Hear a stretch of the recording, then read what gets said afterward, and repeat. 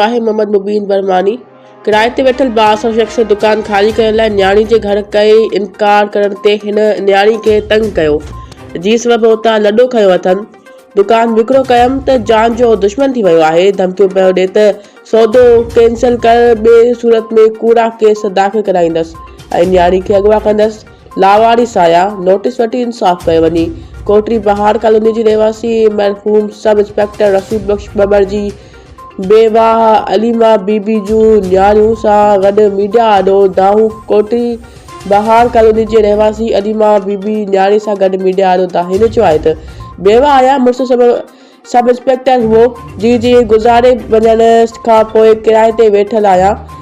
बासर शाहिद खानज़ादा संदसि पुटु पुलिस एहलकार शाहिद शाहज़र खानज़ादा ऐं नासिर खानज़ादा मौतमार धमकियूं ॾेई रहिया आहिनि। मुड़ुस जे गुज़ारे वञण खां पोइ ॼाणायल शख़्स कमज़ोर सम्झी दुकाननि ते कब्ज़ो करे वेठल आहिनि ऐं घर वेठी धमकाइनि था।